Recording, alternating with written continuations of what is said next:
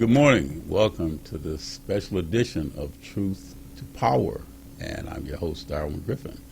And we have a power-packed couple hours that we'll be spending with you. But first, we are in the phenomenal cities of Detroit, Michigan, under the auspices of the Honorable Mayor Mike Duggan, as well as the fantastic city of Highland Park, Michigan, under the auspices of the Honorable Mayor Glendon McDonald. But today we're going to cover a variety of different topics with my two special guests that I have in the house. In the house today, the Carters are here. I know everybody's probably not going to be too disappointed that it's not Jay-Z and Beyonce and Blue Ivy, but we got the other Carters. So when you say the Carters, you think about Jay-Z and Beyonce. But when the people here in Michigan, when they say the Carters, they think of none other than State Representative Brenda Carter and her husband, Randy Carter. The Carters, welcome to Truth to Power today.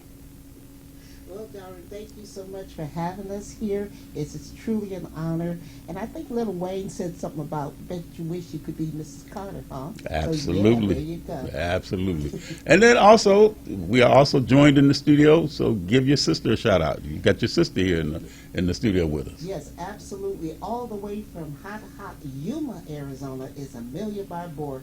Not only is she my sister, she's my photographer. Oh, well then we welcome you to come in and take pictures of your lovely sister and your handsome brother-in-law. So thank you for coming into the studio today, and we hope you have safe and enjoy your trip here to Michigan. But, this has been a real phenomenal month. Brenda, Randy, as you both know, you two just recently went to Chicago for the convention. And I know you probably, I saw you in a lot of pictures, and you did you made sure that Chicago knew that Pontiac was in the house. So first, before we get started, I just want to get some of your takeaways from the convention. But before we get started, let's hear a little bit about who State Representative Brenda Carter is. So talk about in terms of what district you represent, the cities that you represent, and also what are your committee assignments that Speaker of the House Joe Tate has asked you to be so efficient in when it comes down to making certain that not just your people, your constituents, but all over the people in all over the state's constituents will know about what you represent as far as, say, for the committees that you've been assigned to head. Well, Darwin, thank you for allowing me to speak a little bit about my background.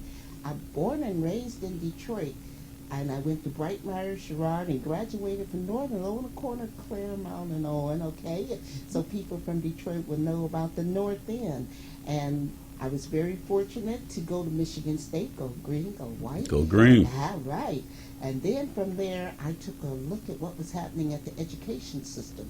So I said, when my husband decided to run for city council for the city of Pontiac, I was like, well, what can I do? What can I do to help? I said, let me run for the school board. And being on the school board for 8 years and seeing what happened with the emergency manager and how he affected primarily minority communities like Detroit, Flint, Saginaw, Pontiac, every city that had a large urban black population was hit by the emergency manager. And when that occurred, it took away very precious resources from these communities. And I'm understanding that Detroit had a surplus fund balance until the state came in and for whatever reason took all that money. So I said, in order to educate our children, we're going to have to go to the state to figure out what they were doing. Now, it was under a completely different administration at that time. And now we have a very good administration. We have what we call a democratic trifecta. And what I love to say about that, Darwin, is that under this last 6 years now, we had our first black lieutenant governor in the history of the state, and that's Garland Gilchrist too. We had our first black Speaker of the House in the history of the state of Michigan, that is Joe Tate. Mm-hmm. And these two powerhouses combined with Gretchen Whitmer erased most of the damage that was done in the last 40 years up under Republican rule. So We have only been in office now for almost 2 years, but in 2 years we have done some phenomenal work, definitely addressing the disparities in urban communities. And pretty much I've got a bill out there right now to get rid of that emergency manager law, because that law really stripped just about everything Pontiac had. Well, and so now your district represents where? I am House District 53, Mhm. and redistricting gave me the lower southern part of Waterford, which is primarily, Waterford Township is primarily a Republican or red district, city. I have one tip of Auburn Hills, which is their industrial area by Great Lakes Crossing, but I have the entire city of Pontiac, and everybody knows Yachttown don't back down. And I guess that's a good segue then to your husband. So, Randy, you were the president pro tem of the city council up in Pontiac, correct? Yes, I am pro tem emeritus. I spent 12 years on the city council. And so primarily then you represented what district? I represented District 4, the furthest most northern district in Pontiac, and I became the first black council person in the history of Pontiac in that district. So what were some of the challenges, Randy, that you faced while your tenure when you were in office? I served with 3.5 emergency managers. During the time we had the emergency manager, the state of Michigan allowed the city council members to become educated and trained in the philosophy of how emergency manager works. It was written by the former Governor John Blanchard in '72, and I received the books, and I was able to understand the playbooks. A lot of things that happened in Pontiac, people raised hell about, were actually self-inflicted because they did not know that they didn't know. So I was able to I debate with a lot of people, but with a lot of authority, I was able to work with the emergency managers to move the city forward. So, Randy, talk to me about the emergency manager. What was the reason why the emergency manager was brought in, and what was the purpose that he was trying to, what was his objective before he left? The objective was to clean up the self-inflicted books and accounts. City of Pontiac at one time had over 240 credit cards. We had dozens of bank accounts. Oakland County does $1.3 billion a day, and they only have one bank. People with cars. We had 7 rec centers, and rec centers were funded through federal money. Well, with federal money, you can't have ad hoc government employees, city employees working in rec centers. They're supposed to be volunteers, but we had them on the payroll. So that's why we had to get rid of the rec centers. The other major item was was Pontiac General Hospital. It was created by Pontiac, but when the Cayman Island accounts came up for the bankruptcy, and I have a copy of it, I was involved in it, then we realized that in '57, the judges in the Cayman Island came forth and said the city of Pontiac did not have a Pontiac Hospital Authority. And the Pontiac Hospital Authority alleged did not sign off from Oakland County in 1957. So all these years, the city did not have the authority to, the employees of the hospital were legally city employees.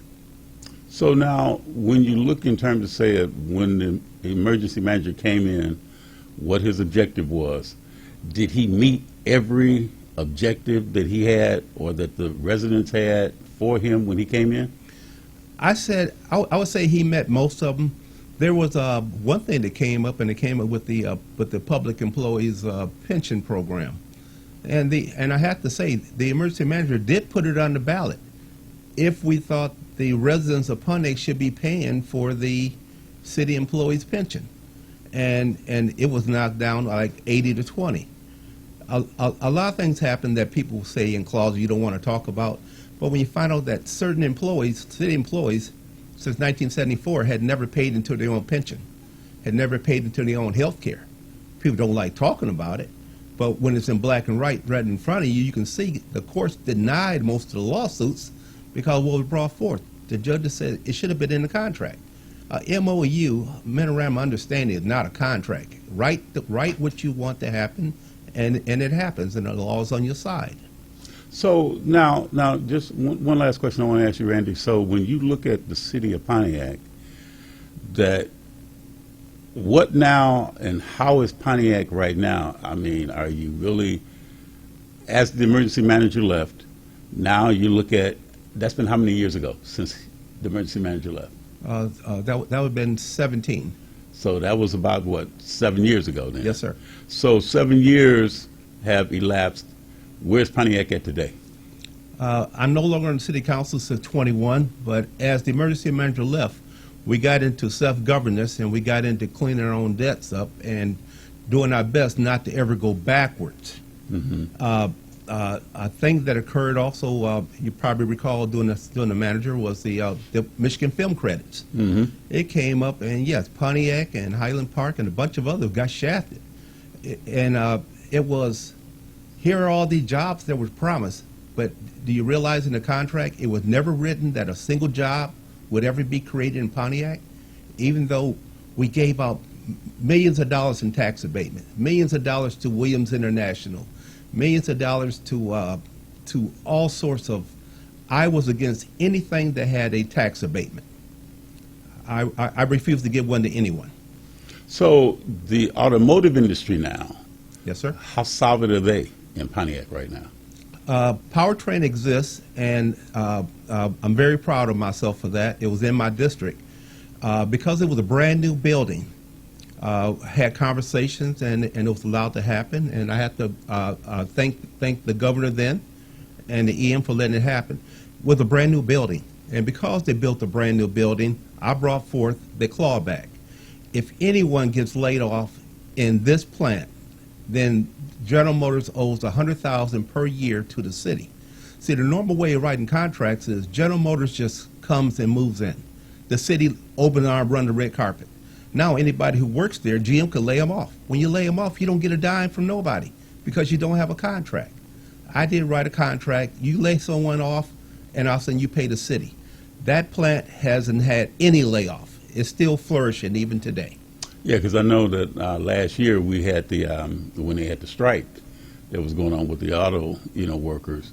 That myself, Hester Wheeler, Yvonne White, the president of NAACP, we all went there and we were walking the picket lines with those striking workers Yes, up sir. there.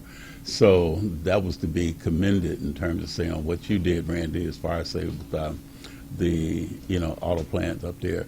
And so let's kind of segue that now. So here we just had a week that had a lot of activity going on in Chicago.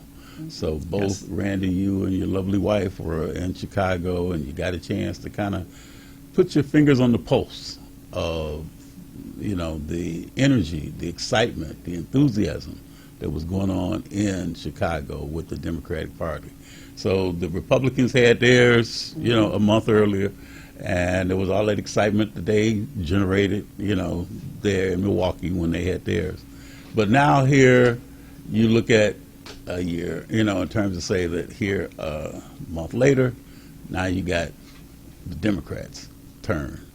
So talk to me, Brenda, in terms of say about what was, when you got off the plane or the train or out of your vehicle, when you got to Chicago, what was the enthusiasm? What was the excitement? What was the air in Chicago when you got there? Well, Darwin, first of all, being a long-term activist and fighter for the people, I really didn't know what to expect because I'd never been to the national convention. I've been to the state convention several times, but I've never been to the national convention, so I had no idea what to expect. But when I saw fellow Michiganders from the Michigan Democratic Party, I became excited. But the real excitement didn't come going to the McCormick Center where you had, well, yeah, I did. I have to, Virgie Rollins is just incredible, the leader of the Black Caucus, and that whole platform she had was just phenomenal. But going to the United Center and seeing speaker after speaker, actually just being in that venue, knowing that it was so few African Americans who were in the delegation. There was very few African Americans that were in the delegation. Very few elected officials that were African American in the delegation.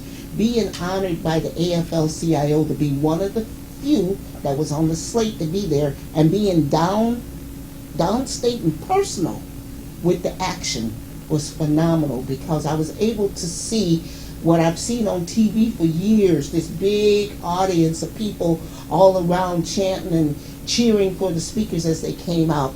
So the whole atmosphere for me was electric, okay? And it electrified me. And I'll go into that a little bit, because I think you're going to ask Randy the same question about what was his perception when he got there. Well, I guess, Randy, your wife just did a segue with you, asking you, what was your perception when you got there? You know what? I was astounded. I was excited. I have a large group of friends. We run the little undergrounds. I was so proud to You find say out. run the undergrounds. Yeah, just information, media information. Okay. And what we found out is there was a large black presence in the production of all the technology that went on in the United Center. I have a list of names. I didn't bring them with me, but people that actually had contracts that were black that handled all that technology. It was a beautiful behind the scenes. Behind the scenes. How it operated. It operated very smooth. Security was top notch. We had heightened security. Security changed every day. Security from building to building changed. You had to re-show your credentials. Every one of them had a day and a color of what you had to wear. It was. I just have to talk on that, because I've been saying this ever since I got back. And let me just say for one thing, we're married, but we are two different people, Yeah. okay? And what I got out of it, and sorry for doing this, Randy, because not a single person out there saw the hard-working people who were doing all the production and the IT. Not a person out there in TV land. But if they panned over the Michigan delegation, Yeah. what they're going to look for is, is there a Joe Tate, or is there a Sarah Anthony, or is there, if they're coming from an urban community like Yeah. Detroit, or if they're from Pontiac, they're going to sit back and say, well, who's out there from Pontiac so I can cheer for my team, you know? Yes, we love our workers, we fight for our workers, but when it comes to the people that makes the decisions on the local, state, and national level, representation matters. Yes, You it want to does. see your hero out there. And that's what I looked, when I saw, in fact, I'm not going to comment on that, but there were quite a few people who did speeches on that big platform that was worth cheering about from Michigan, okay? And when I go to a place, when I go to, even when I go anywhere, I want to see somebody that looks like me, acts like me, understand me, and understand my issues. And when I don't see them, then I'm like, do we matter? You know. Representation does matter. And Darwin, yeah, I was going to lead into that. I was so very proud of Michigan to see Garland Gilchrist, the lieutenant governor, to see the Speaker of the House, to see Sarah Anthony, to see Rep. Carter. Then the people know that from top to the bottom, the state of Michigan was very well represented. So when you look now, I heard that, and I say it affectionately, as they call her Big Gretch, when you look in terms, say it, our governor here, Gretchen Whitmer, did she bring it? Because that's what people told me, that she brought it. When she got up there and spoke, that she brought it. And just like you were saying about other people that got up, they brought it, from Dana Nessel, the Attorney General. And, I was looking, in terms, say, of some of the other folks that, were representing the great state of Michigan that got up and spoke. But not trying to put either of you on the spot, who impressed you the most that was probably one of the people from Michigan that got up and spoke?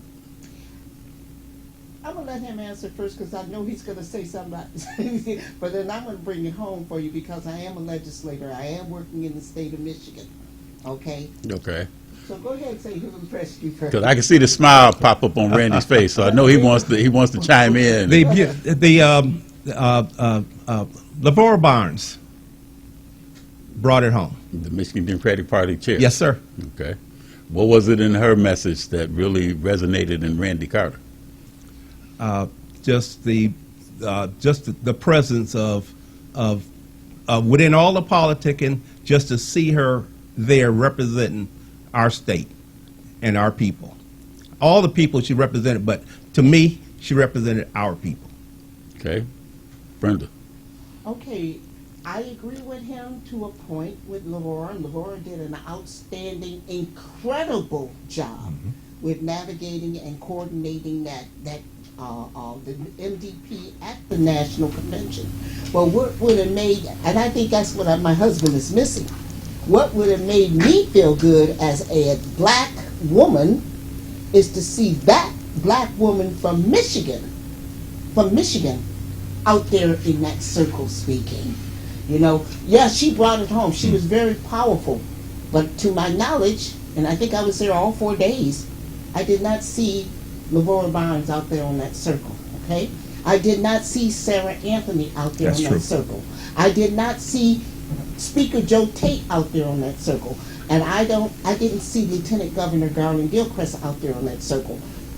When it comes to people in communities like mine, yes, we had some incredible speakers. And I'm going to answer your question. Big Gretch brought it home.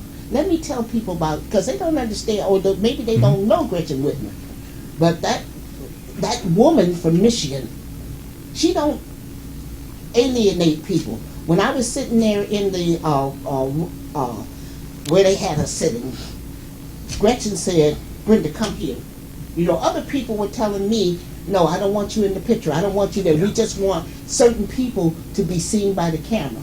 But Gretchen Whitmer, so regular, so genuine, so honest, that she said, no, representation matters. People need to see that we take care of all people, not just some people. So Gretchen brought it home for me. Yes. And yes, she was in that circle. And when she brought it home, she came to speak right before our soon-to-be president, Kamala Harris, okay, B.B. Harris. She was on the final night. That lets you know how impactful Gretchen Whitmer is. But what I like about Gretchen Whitmer, and I've known her, worked with her for almost 6 years now, Darwin, she's regular. She's regular. She cares, she truly cares about all people, not just some, but all people. And Lavora did too. And what would have made me feel good, real good, cartwheels, if Lavora had gotten in that circle and represented. Well, you know, I think everybody has Gretchen Whitmer stories. I know I have a Gretchen Whitmer story as well. So when she was here, when they were introducing, when Biden was here and was picking, you know, looking at picking his vice presidential, you know, running mate, and he was there at Renaissance High School. So it was like Cory Booker, Kamala Harris, and it was interesting because that was right in the advent of COVID that was getting ready to hit, because a lot of people didn't know what was going on. People got sick, and they were wondering how things were going to look. But there were a lot of people that saw people on the floor, you know, around the staging area at Renaissance High School. And one of your colleagues, I saw State Rep Karen Whitsitt was there on the floor, and we were all down there shaking hands with Garland, shaking hands with, you know, and it was interesting because Karen Whitsitt had a young girl that she had brought, and she had picked the girl up so she could see Gretchen, but not only did she go and get a chance to wave and say hi to Gretchen, but Gretchen also took a selfie with her. So that's something that, you know, a lot of times you see a lot of the celebrities or the entertainers or people that, you know, the sports celebrities, you know, to go. And sometimes they'll pass a lot of their fans like that. Now, this could be a future governor that she had, that State Rep Whitsitt had in her arms to meet Gretchen Whitmer, you know, the governor. So that makes a big difference when you see them doing that with everybody, you know, with all people, not just the elected officials, not just with people that may have money, not just with people that might be trying to get a bill passed and they're trying to, you know, kind of maneuver some of those individuals, but with everybody, you know, the regular people like me, you know, that might come and say, hey, can I get a picture with her? And I did get a picture with her, you know, as well, too. But but it was nice to see her interacting with people like that. And just like how you mentioned about Speaker of the House Joe Tate.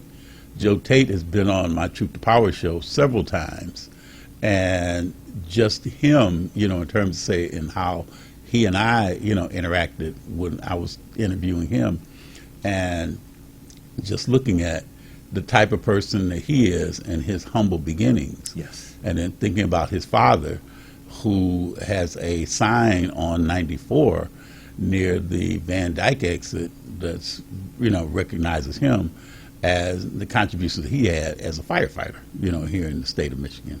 So, when you see the people like that, and when you talk about the LeVore Barnes, when you talk about Chris that works with LeVore and other people, throughout their staff, with the One Campaign and others, it's good to see people that really realize how important this election is, how important it will be to make certain that that history will be made on November the 5th, and we will have the first African American female in the White House.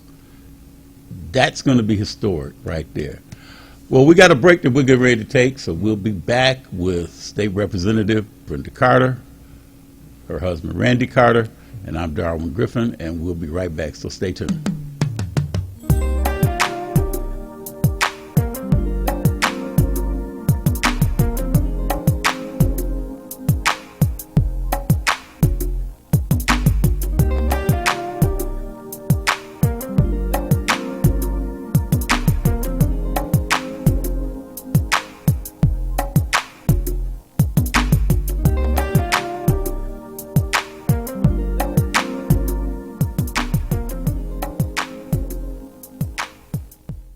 Hi, I'm Eric Sabria, your Wayne County Treasurer.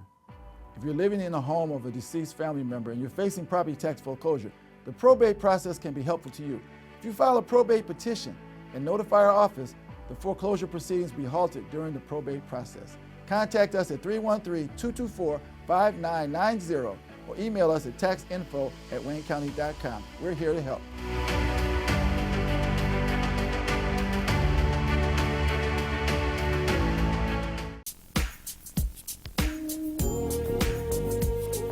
To the I Love the Hustle show, Saturday afternoons at 12 p.m., followed by Mr. Smooth's Ballroom and Steppers Express Dance Show on WHPR 15.2 Detroit, Apple TV, Roku, and many streaming platforms. See you Saturday.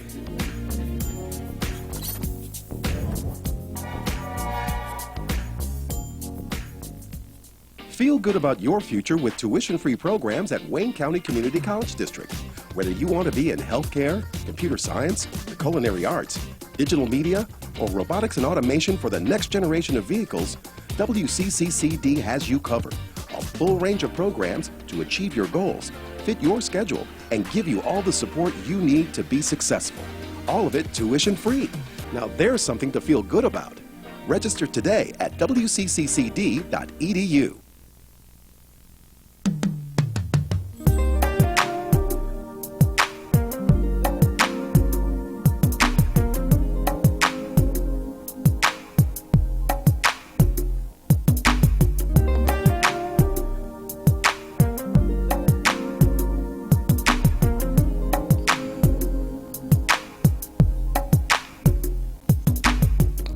And welcome back to Truth to Power with my special guest, State Representative Brenda Carter and her husband Randy Carter. But before we took break, we were talking about the convention and talking about in terms of say what were the takeaways that both of you had when it came down to the convention. I know we talked about the Michigan delegation, that was there, and I know that there were a lot of other powerful speakers that got up and spoke. Tim Walz, and then just the expressions on Tim Walz's son's face when he was looking so proud of his father. And there was a lot of poignant moments that were brought, into play when you saw Tim Walz's son and his family, that was there.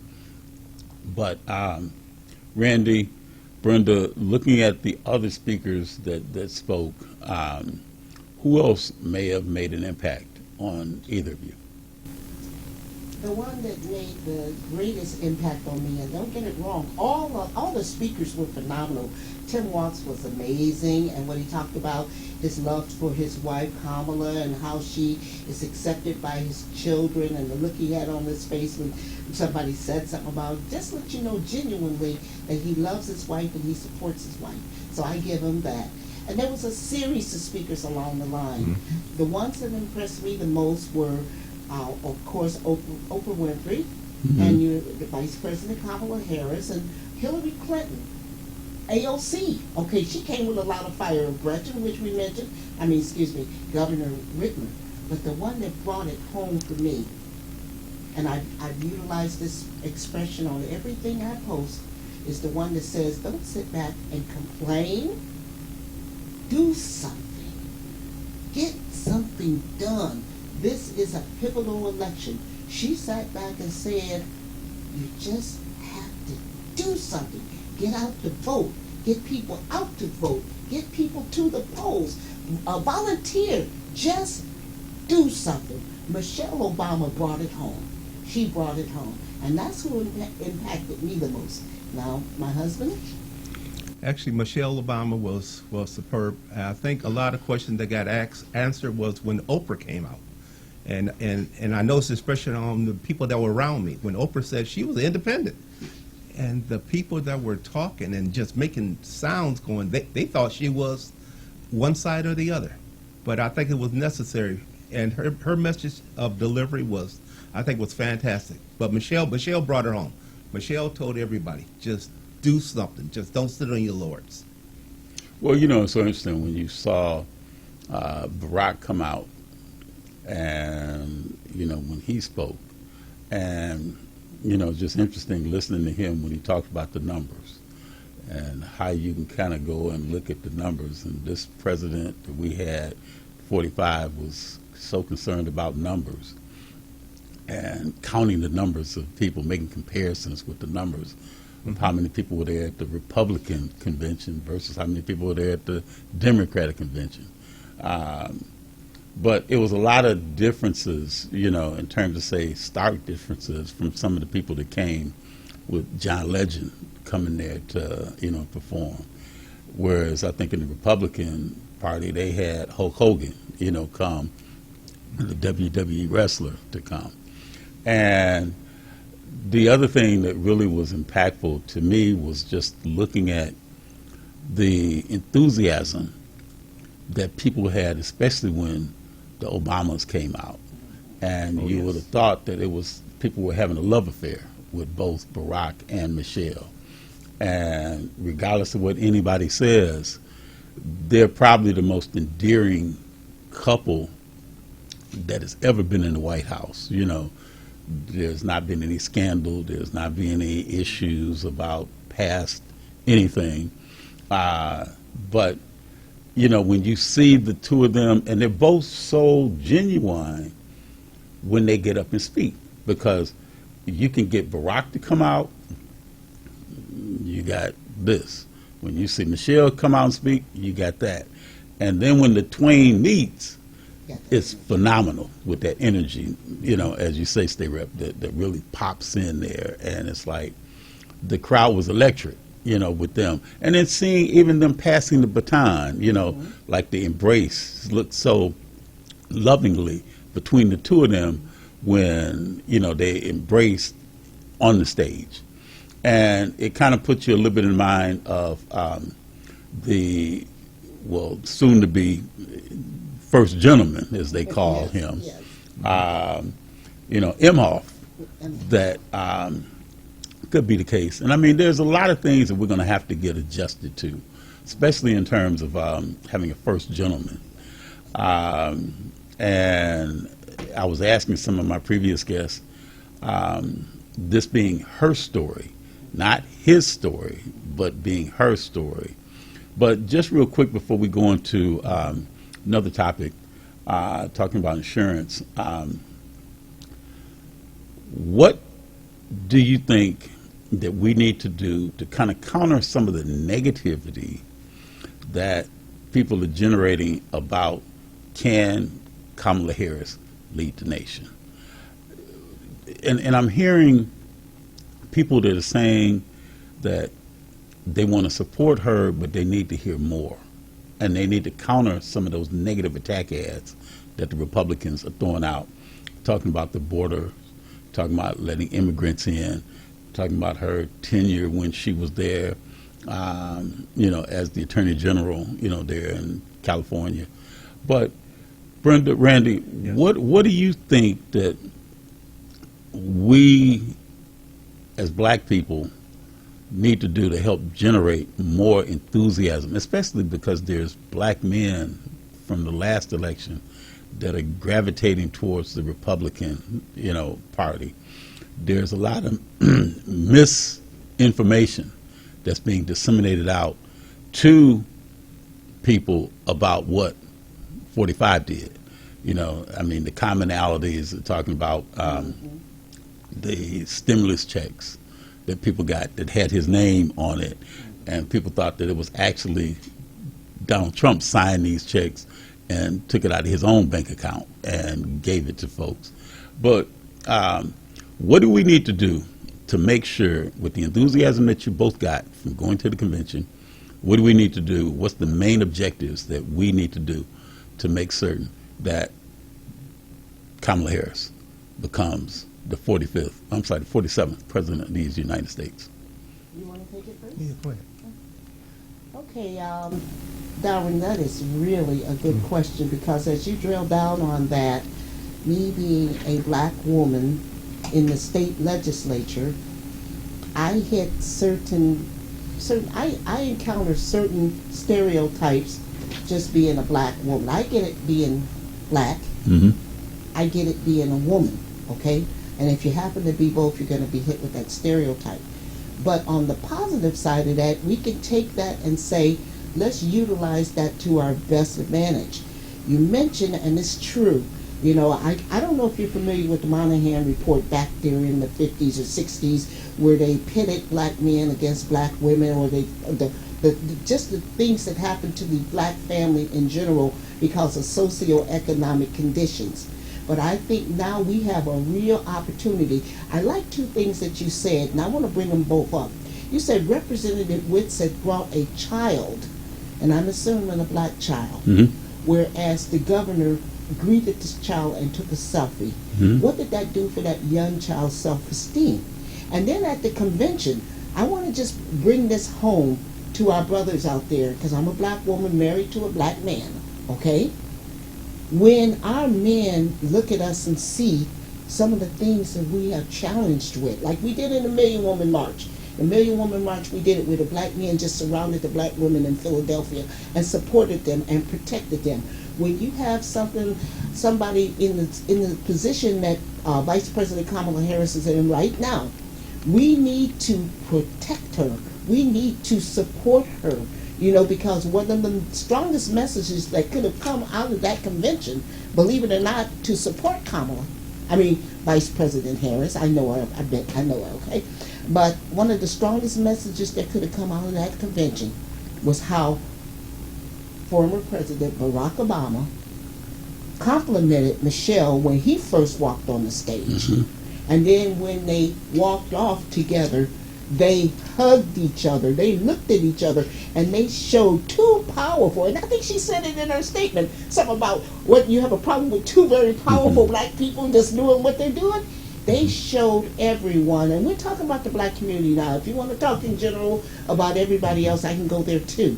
But where we are having opportunity, a huge opportunity, is to show not only our generation, but future generations to come, that we can be unified. We don't have to go at each other. We don't have to be jealous of each other. We don't have to hate each other.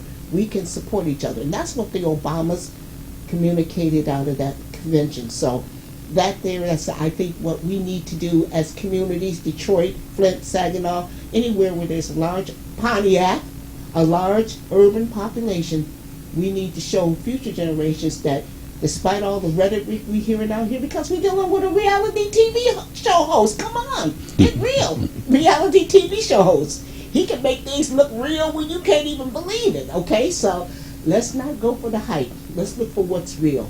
We got a black woman. I don't care if she's Asian, Jamaican. All of us is mixed with something, okay? Running for the highest seat in the nation, and she's qualified. To my knowledge, she don't have any felonies, okay? Let's get behind her and support her. That's all we have to do. Michelle said, do something. Randy? I love it. It's the praise that the black woman deserves and needs. I am, as a black man, so very proud that my wife happened to be the first woman representative out of Pontiac, and happened to be the first black woman. I mean, and it came in at the centennial that Michigan history has always been would be changed, because it was the hundredth legislation that my lovely wife came in. And I think it made a lot of people proud. A lot of people who hadn't followed women's suffrage and things had never even realized, even for a white woman. You know, in 1983 was the first time a woman was in the Michigan Capitol. I mean, so moving forward, it's not a lot of time, but it's time right now for all our brothers to stand up and get around and protect the black woman, the brown woman. Take care of them. They deserve that. Not to throw shade against them. That they are movers and shakers, and they are not being placed in positions as a token. These are very powerful black women, well-educated women, and respect that. And I would ask my brothers to also reach back and actually gain some more education and work forward. There's a lot of rhetoric out there, a lot of negative. Just ignore it. I ignore most of it. It has no meaning to anything. It doesn't have anything to what happened on our kitchen table. And yes, there are a lot of things that are going on that doesn't talk about what happens on our kitchen table, but it's necessary for the men and the women in the community to bring up what's important to your community. Bring it forward to the people who you are elected or you are elected. They either get on board or you get rid of them. That's my message. You know, it's so interesting, Brenda and Randy, because I know Kamala Harris flew me out to Des Moines 4 years ago. And, right, because I was trying to see if we could have the Carters to join us when we were out there. But myself, Tiffany Tilley, your colleague, State Rep, Helena Scott, and also Dorian Tyus, you know, the attorney, we all went out there. And it was just interesting getting a chance to meet all of the people that were out there from Michigan. You know, LaVora Barnes was there, you know, as well, because I ran her at the airport. But anyway, it was just interesting because when we were there at their convention center in Des Moines, Iowa, and I'm looking at the people that were getting ready to go into the main area of the convention center, and there were a lot of drum majorettes that were there, and it was kind of interesting just seeing Kamala come up to them and start dancing with them, you know. So when you see this commercial that's out there, seeing her dancing on some of these attack ads, you know, it's like, but look at the impression, as you just said, Brenda, that she may have made to those young girls that were there, and to see who then was she was running for president at that time, 4 years ago, you know, before she, you know, dropped out the race and then wound up being picked up by President Biden to be his running mate, you know. But look at the impression that made on those young girls 4 years ago, that now to say they may have danced or alongside of Kamala Harris coming down the convention center aisles, and they danced with the president, you know, should she get, you know, elected to be the president of the United States. So that's where the history, just like you were saying about Representative Whitsitt's, you know, the young girl that she had. So it makes a big difference, you know, when you look at the things that people do. And I think that everybody is looking at how important this election is, as both of you, are alluding to. And like Randy, what you were saying, like with trying to kind of look at with black men, with black women, and need to represent their families well, because the legacy, as you said, Brenda, is there, and you've got to leave a prominent legacy for all those young girls, those young boys, to be able to grow into. And there's a lot at stake. This will be another show if we start talking about Project 2025 and some of the things that could allude, as far as say to what will be in the horizon should Project 2025 be implemented by the by the Republicans that would be in the White House. But the one thing that we're looking at is that there's a lot of things that are affecting black people. Oh yeah. And one of the things that affects black people, Brenda, as you know, is insurance. And I know we've got a few minutes before we go into the break, but just if you can pretty much like allude to, Speaker of the House Tate asked you to go and chair a committee. And that committee revolves around insurance and insurance reform. Talk about that, Brenda. And how did you feel when he asked you to go and chair that committee? Well, first of all, once again, just giving a real huge thank you to Speaker Joe Tate, because he saw an opportunity. And you're going to hear me say these words a lot, opportunity, because never in the history of the state of Michigan have you had so many black women, black people, because I believe everyone in the House of Representatives of African descent is a chair or sub-chair of very powerful committees, like Representative Helena Scott is the chair over energy. Correct. Representative Cynthia Neely out of Flint is the chair over tax policy. Representative Tyrone Carter, chair over rent reform. I've been in the legislature, this is my 6th year, and I have never seen this type of opportunity afforded to people of African descent, black people. And from this, we were given the opportunity to demonstrate that we can not only navigate these very complex committees, but actually learn and communicate the truth. And is this program called Truth to Power? Yes. Then we can get the word out to our people. What is the truth about insurance? And Speaker Joe Tate did one other thing, because I remember sitting and reading my committee assignments, in which one I was the chair. Now, I kind of figured I was going to get the chair of insurance because I've been on the insurance committee for the previous 2 sessions. I was in the minority, didn't get to do much, but I was the minority vice chair of insurance. What I didn't see coming was the other part of my chairmanship, which was the chair of financial services. And these two things go hand in hand. And when we come back, let's talk a little bit about, if you don't mind, Darwin, redlining. Yes. Well, we've got a little bit of time left, so we can talk about the kind of we've got a few minutes before we take the break, but just kind of going to the definition of what redlining is and how redlining has been around for all these years. One of the reasons why it became an important conversation to me was because I heard it so much, the cries from Detroit in particular, about being redlined and how come their insurance rates were so high. And a lot of people have to understand it was just not auto insurance that they were screaming about.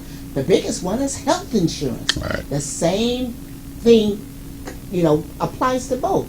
But what I want to do with this is, because I do have a person who is a subject matter expert on redlining that's going to give us a little bit of history, right, Randy? I'd be glad to. Darwin, for sake of time, I will call them off to you.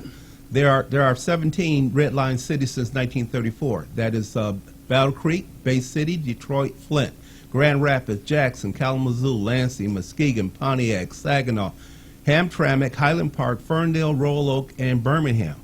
And within each of those cities, there are deed restrictions and covenants that says that you cannot sell property to black people. You cannot deed property. It is still on the tax records even today. So when you go through it, you realize that this is a civil rights problem that's never been addressed, and it should have been brought to the Supreme Court to handle it. Because I can go through these 17 cities, we can pull up police reports. It's not about crime, stolen cars, or any adversities. It was written. It was just written for white folks to keep black folks out, and it needs to be cleaned up. So the definition of redlining is a discriminatory practice that began in the United States, as you said, Randy, in the 30s. Yes, sir. And where the banks and insurance companies and other financial institutions systematically denied or limited financial services to residents of particular neighborhoods. So now, when you talk about, because I know when I think about redlining, the first thing I think about is in Detroit, redlining was based on the zip code that you lived in. And in some cases, even based on your address. Because in Detroit, if you lived in an address that was a 1-digit, a 2-digit, or a 3-digit, they automatically knew that you were of African-American descent. And whereas others, like in the 4-digit addresses and the 5-digit addresses, were of other, descent. But, and it's like even now, when you talk about like in Detroit, when you think about areas in Detroit that may have a lower propensity of people to get out and vote, but there's also a lot of vacant houses in those districts. And, we know where those districts, are at. But it's like in some cases, they're around high schools that, and that's the thing that it's like here, there's one area in particular on the east side of Detroit. There's another area on the west side of Detroit. And that's the thing, the difference in terms, say, like you mentioned earlier about the redistricting that happened with your community that you, represent. Because I remember you had parts of Keiko Harbor and, other areas up there in the Pontiac, surrounding communities. But when the redistricting came along, it kind of changed, but like you said so proudly, but you have all of Pontiac, now, whereas you may have had parts of, beforehand. So, but when you talk about the redlining, we're going to come back from break because we got a couple minutes left before we go to break. But how has redlining pretty much like affected Detroit and other African-American communities?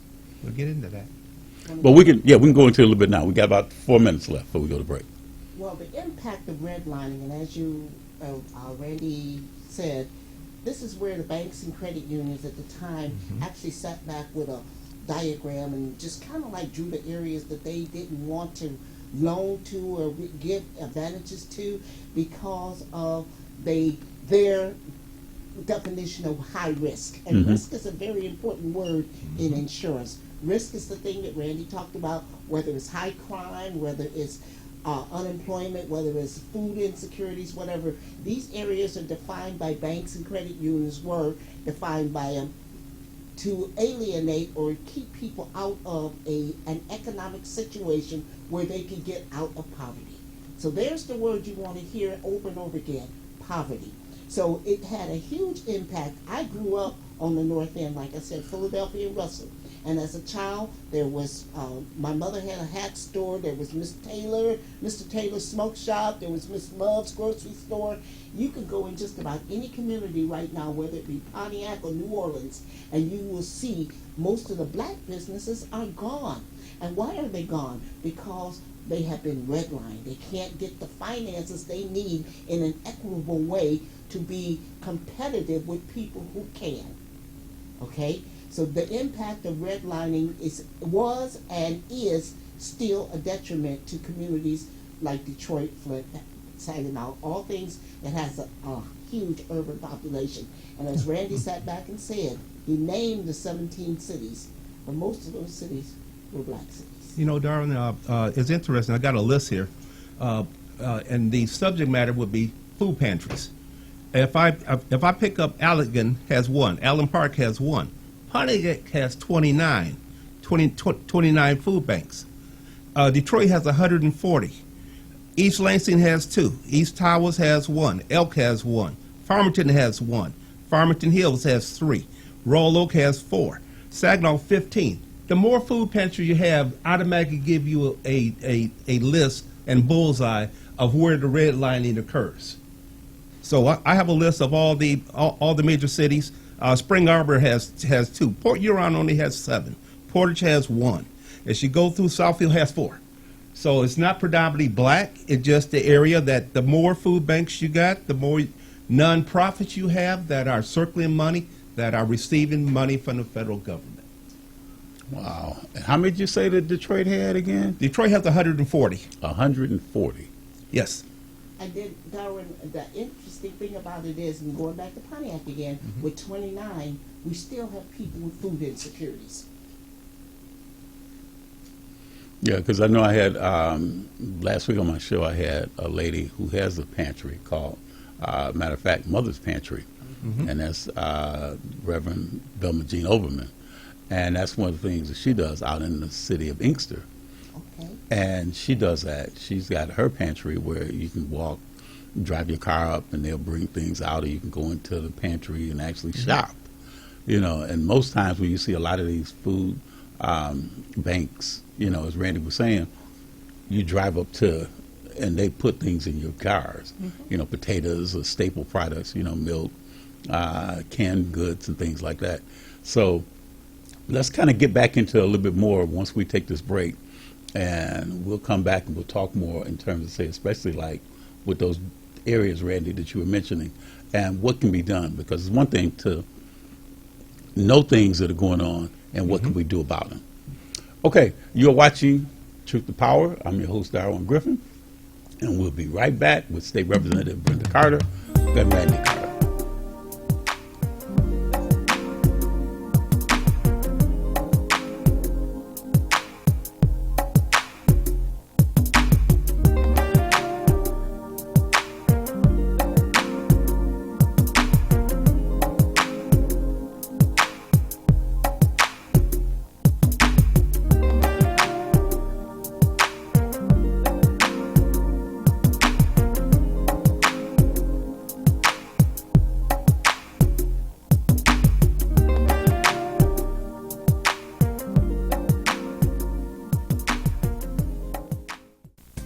Your radio is now on TV. Your TV is now on radio. WHPR 88.1 FM can now be heard and seen worldwide. The same platform that hosts all of your favorite content now has WHPR TV and radio. Have your own radio or TV show on Roku with approximately 8 million homes. Debut your music video, clothing line, church ministry, plays, or products. A limited number of slots are available, so act now. For more information, visit RokuDetroit.com or call 313-868-6612. You heard about it. Now come be a part of it. Roku Detroit Worldwide. Approximately 8 million viewers. Hi, I'm Eric Sabria, your Wayne County Treasurer. If you're living in the home of a deceased family member and you're facing property tax foreclosure, the probate process can be helpful to you. If you file a probate petition and notify our office, the foreclosure proceedings will be halted during the probate process. Contact us at 313-224-5990 or email us at taxinfo@waynecounty.com. We're here to help.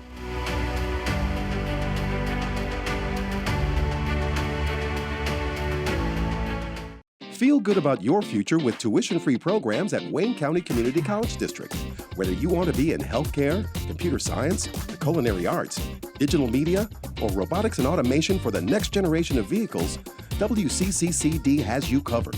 A full range of programs to achieve your goals, fit your schedule, and give you all the support you need to be successful.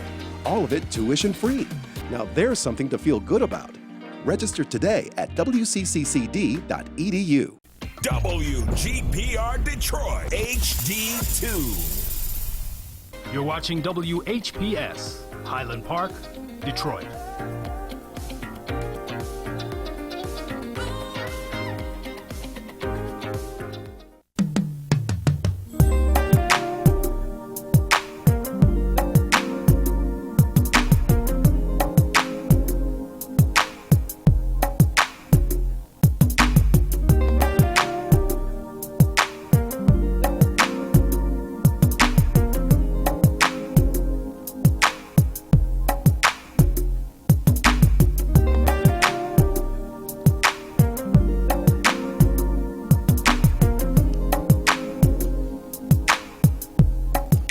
And you are watching Truth to Power. I'm your host, Darwin Griffin, and I am very, very pleased to have my two special guests in the studio with me, and State Representative Brenda Carter, as well as her husband, Randy. And I know before we went to break, Brenda, we were talking a little bit about the committee assignments that Speaker of the House Tate had asked you to chair. So when you talked about how to look at the insurance committee as well as the financial institutions, why do you think that it was asked to kind of pair you with those two in particular? Well, I think Speaker Tate, in his wisdom and insight, saw that one was dependent on the other. And Darwin, as you mentioned in your intro about the importance of banking institutions and how it affected communities adversely, and insurance, they're all on the same team here. So when I was asked to do financial services, I didn't understand why, but I do now, because as we define redlining points to the fact that banking institutions and insurance agencies use redlining as a way to mitigate economic conditions in certain areas. And I agree with Councilman Carter. It's not primarily black, it's primarily poor. Mm-hmm. Okay? So we have to differentiate on that. And in being the chair of insurance and financial services, it has allowed me the opportunity to go beyond the hype. Okay? Because if you look at the insurance industry, and even if you look at the provider or the pharma or the hospitals or anybody that's in business, they're not in business for charity. They're not going to do this for free. They're in it to make money. So you have to ask yourself the question, how is that money being made? Okay? Who is actually paying the cost? And when I did my deep dive on insurance, and I did my financial literacy tour across the state, I went to Marquette, which is predominantly white, Mount Pleasant, which is predominantly American Indian, went to Grand Rapids, which is a little wealthier than most, came to Detroit. Okay, I know the socioeconomic conditions in Detroit because, like I said, I grew up in Detroit, and ended my financial literacy tour in Pontiac. And what I learned from that financial literacy tour about Michiganders across the state is that poverty was the thing that was keeping them suppressed. And unfortunately, in most urban communities like Detroit, Saginaw, Pontiac, as Councilman Carter stated, you know, if you have 29 food banks, but yet still you have people begging for food, then something is systemically wrong with what's being done. And that's what I had the opportunity as chair of financial services and insurance to take the deep dive, go beyond the lobbying hype to see what is actually affecting the rates of auto insurance. What is keeping, you'd be surprised how many people in Pontiac who are uninsured or underinsured. And we need to talk about that, Darwin, because yes, I do, as chair of insurance, I definitely want to take care of our people who are catastrophically injured and those requiring long-term care. I got two sisters right now, who are in long-term care. Well, one just got out, but one is still in long-term care. And I want her to have the best services she could be provided because I want my sister to live. But then I have to look at who's going to take care of that cost. Okay? And that's the thing I found out. I found out how that word, remember I talked earlier about risk? Mm-hmm. That's how I found out. So I guess to summarize in my insight of all of this, I'm very grateful that Speaker Tate appointed me in this position, because I have something that most people that has been chair of this committee didn't have. My former chair, Representative Darren Rendon, is wealthy. And most people in the legislature, including my white colleagues, come from communities like Royal Oak and Birmingham and Troy, and they don't have the socioeconomic conditions that Detroit or Pontiac have. We had a woman and 2 babies freeze to death a couple years ago, okay? We have immense poverty. We got 200 kids that are classified as homeless. We have food lines every single week with people waiting to get food from gleaners and waiting to get food from Forgotten Harvest, and it's still not enough, darling. Right. So when you talk about auto insurance, and when I did my deep dive on auto insurance, here's the thing I found out, and I want to bring this to the attention to your audience. This is what I found out. In order to take care of the people who is rightfully entitled to the increase that they're seeking, which is going back pre-auto no-fault reform, in order for them to go back there, $300 a year have to be tacked on to every single person in the state of Michigan that owns a vehicle. So in the case of me and Randy, we own 2. So that would be an additional $600 that will be tacked on to our already redlined high auto insurance rate. So if I can't afford that, what do? I get a cheaper, maybe some, I ain't going to call no names. You know, a lot of those be on the corner of most of our black communities, insurance, or, God forbid, drive without insurance. We could talk about uninsured, underinsured, but what our watchers need to know right now is that everything comes with a cost. Every business is in business to make money. So if it's an increase somewhere, it's going to come from somewhere. Mm-hmm. That's just the way it works. That's the way insurance works. So if you're already in a socioeconomically deprived community that's being redlined, they can't get loans, they can't pay their mortgages, they can't pay their insurance, the last thing you want to do is tack an additional $300 per car on. Right. Because, see, that's the thing that really, you mentioned earlier about people that may be underinsured.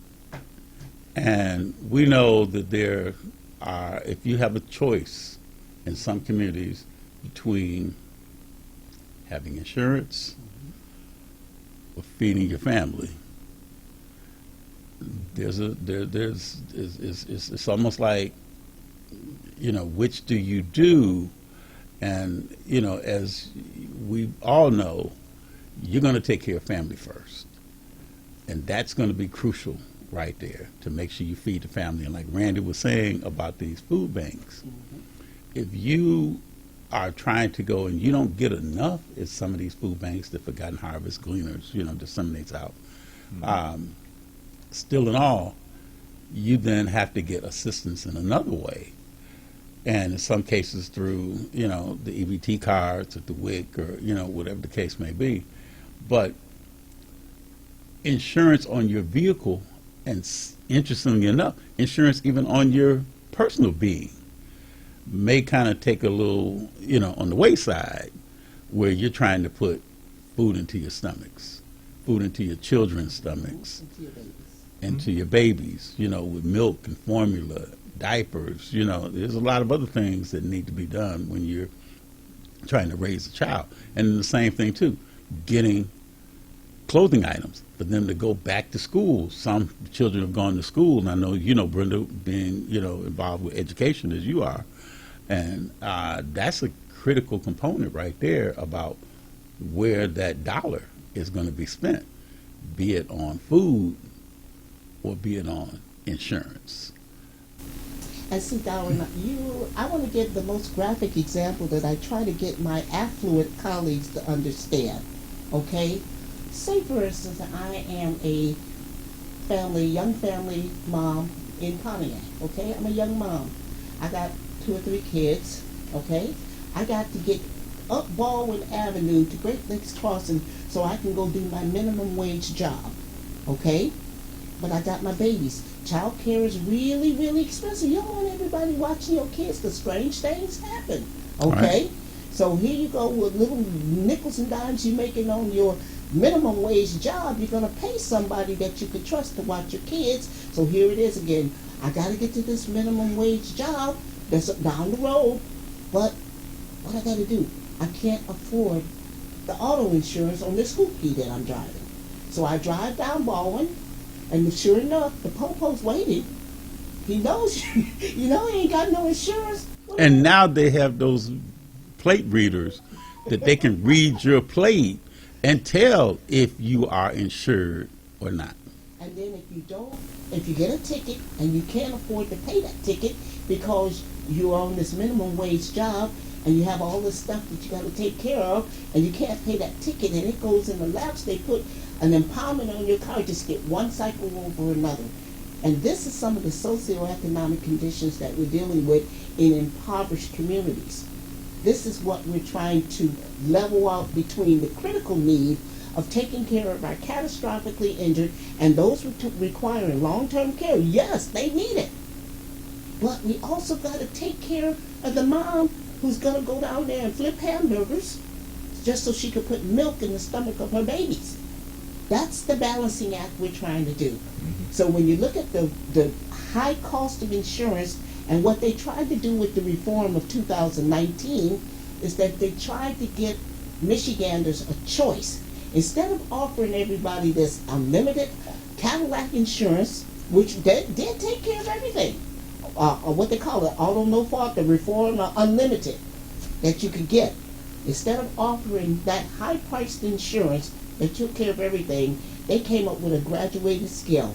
$500,000 worth of insurance, $250,000, $50,000. Even if you have good health care, which is the main reason of the reform, personal injury protection, then you don't have to have any of this at all. Okay? That was the whole idea of the reform. But it came with some consequences that I didn't think were very well thought out. It came with consequences against our long-term care and our attended care.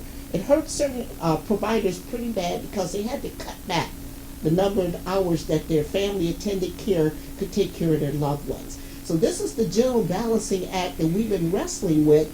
Before the previous representative that chaired insurance, it wasn't an issue for them, okay? There's a big difference between the people and people with money. Ooh. If you have money, you can afford that $300 extra a year on that car, can't you? It ain't nothing but a drop in the bucket. But if you that mom going down Baldwin trying to flip those hamburgers and leaving your baby with somebody that you're not quite sure you want to trust, then that $300 mean everything. Oh, no question. And that's the sad part, Randy, you know, as well, because when you try and look at having a person to work 2 and 3 jobs, and then also to be able to go and spend some time with your family at the same time. Child has homework, child has, you know, other issues that may be going on in school when it comes to, you know, being fed. And as you know, Brenda, you know, in the educational field, a child that goes to school hungry is a child that has a difficult time trying to be able to concept what the teacher's trying to disseminate out, because they're thinking more so about when am I going to get something to eat. And that's one of the things that happens with a lot of these food programs, as you both know, that are giving children breakfast at school, and in some cases even giving them a meal after lunch. So, but you know, the thing is that we have to do more. So I guess, Randy, Brenda, what are some of the things then that we need to do?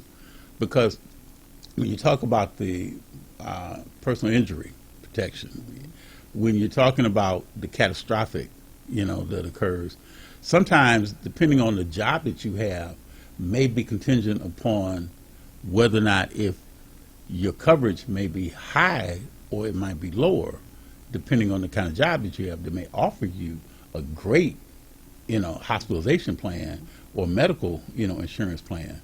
So what I want you to do is, you know, talk about that part, you know, because a person that, as you said, flipping burgers may not get that kind of same kind of medical insurance as, say, somebody who works for a larger company that may be in a career versus in a job setting.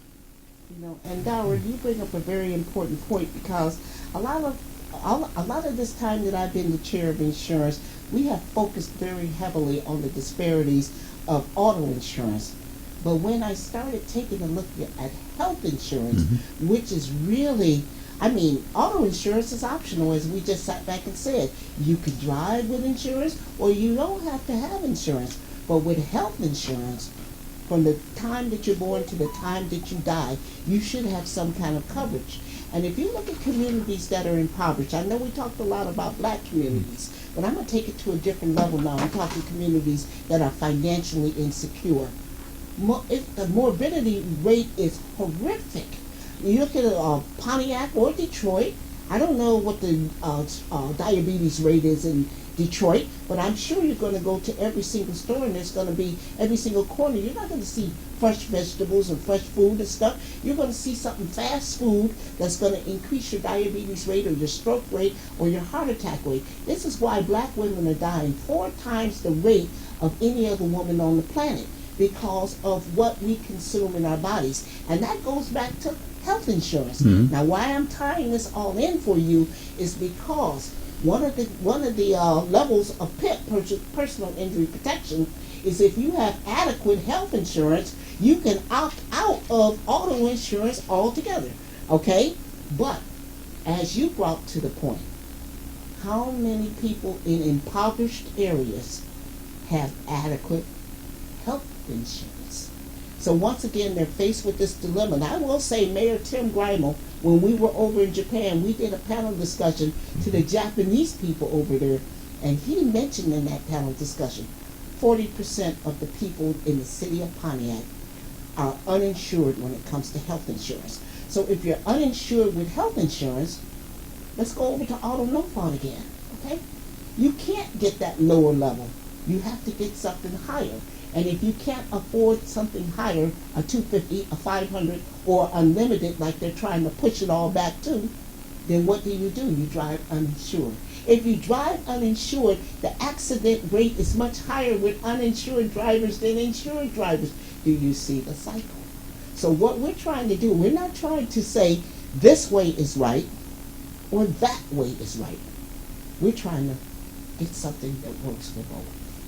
Because, you know, it's difficult when you talk about the deductibles and trying to look at how much, you know, you want as far as say with that. And then, you know, and then the other part, when you talk about insurance, is also life insurance, you know, at the same time. So, you know, that's another issue that a lot of people aren't really thinking about as well. Go ahead. Can I go there? Because, and I speak on my own family, I grew up in poverty. I'm not ashamed to tell everybody that once my mom and dad got a divorce, we moved out to this place called Belleville, and it was like, I really hated the place, to be honest with you, because of the poverty, only because of the poverty. But you'd be surprised how many people don't take out life insurance. Life insurance. Every time someone dies in our community, it's a GoFundMe page. Okay, I'm sorry. Let's keep it real. Right. Is the what's the name of this program? Truth to Power. Instead of planning and taking out something when we're young and we're immortal. When we're in our 20s, we're immortal.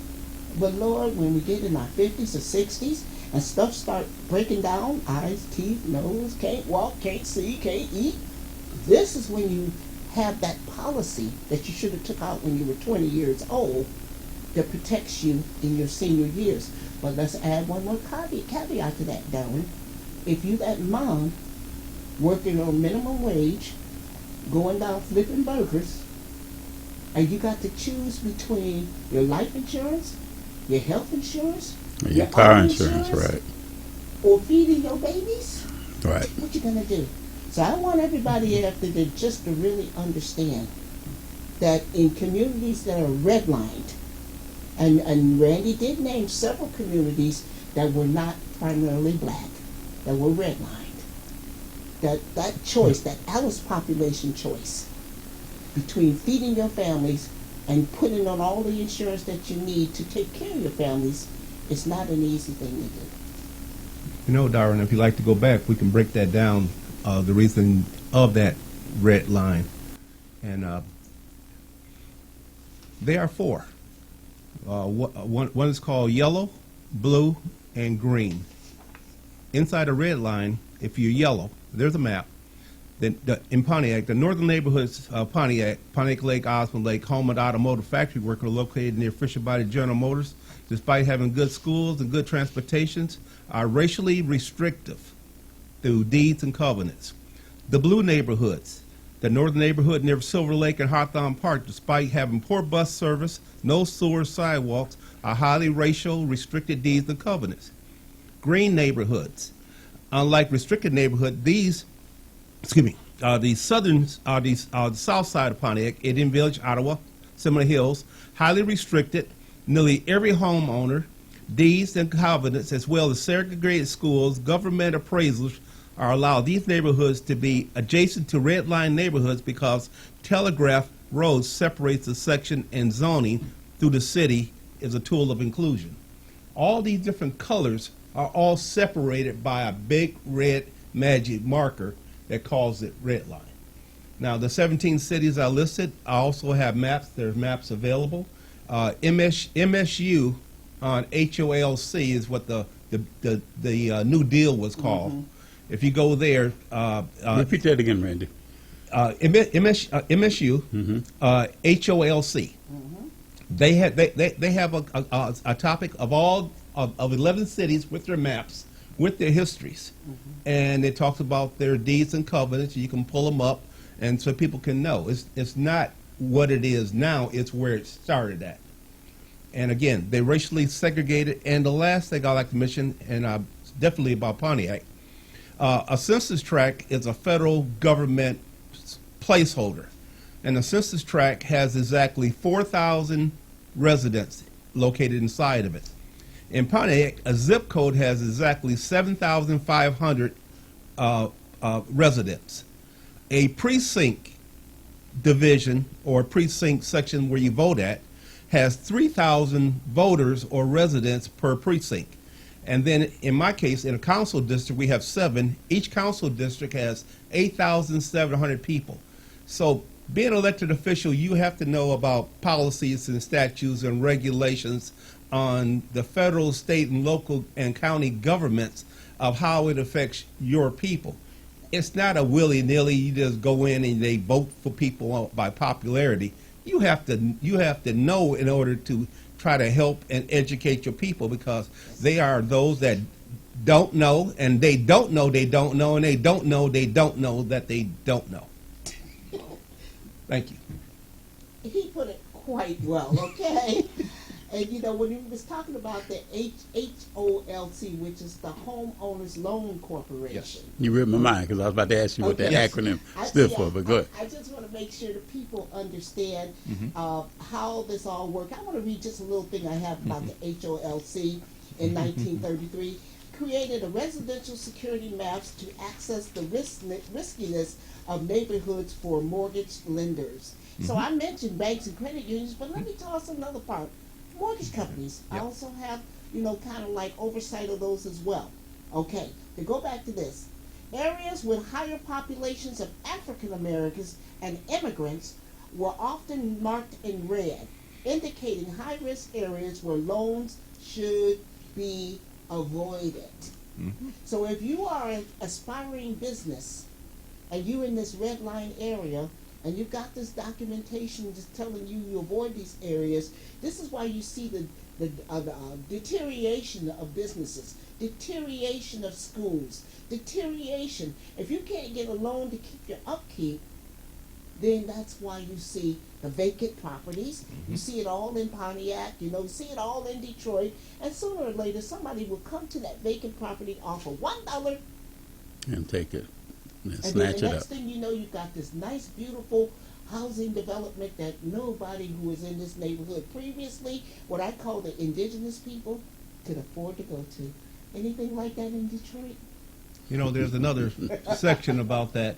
Somebody can actually go and buy a lot in Detroit or Pontiac and might pay $10,000 for it, but then they would be shattered when they found out that the city itself would not allow any building codes, would not allow you to install a water line, electric line, the sewer lines were removed. So it is condemned, and when you say condemn, it means you can never bring life back to a piece of property. That's what condemnation means. And so it's purposely done that a house is normally bulldozed, and then all the water and sewer lines are removed. In the average city would just either eliminate a house, but leave the water and sewer lines intact. Then somebody could go back and rebuild the house back up on the land and utilize the utilities. But no, in Pontiac, no. When they dig them up, they remove everything. There's nothing there. So it's people who go out buy lots, and they cannot ever build on them. You know, so to kind of like bring this before Yeah. we go into the next segment, to bring it in perspective of what I said earlier, and I hope I didn't offend anybody with my comment, but representation matters, because you would not see too many people that would understand the impact of what the decisions we make up in Lansing and in Washington would have on communities that are suffering like this if you are not exposed to it. Right. Okay? And I heard Randy say over and over again, they don't know what they don't know and we don't know. Well, we have an opportunity here, Darwin. We can educate, because that is what's going to get us out of poverty. Well, and see, that's the whole purpose of the show, is to try and educate people, because if you know something, you can, as Michelle Obama said, you can do something, about it. So it's important, and that's why I appreciate the two of you being on the show with me today, to educate people about, from not only in terms of, say, what you do up in Lansing, but also what you do in the city of Pontiac, as well. So it's imperative that we tend to go and do everything, because if you want to do better, you got to know better. And in some cases, you got to go back to your history. You got to go and do the research, because that's what the critical part is, to make certain that we do the research. So, Randy, before we take a break, I definitely want to appreciate you with bringing, some of the things that you brought. Brenda, I want to appreciate you for bringing all of the things that you brought. So that shows the research that you both have done. But you've been watching Truth to Power, and we've got one more half an hour to go with you. So, again, stay tuned. My guest, State Rep. Brenda Carter, Randy Carter. I'm your host, Darwin Griffin. Stay tuned.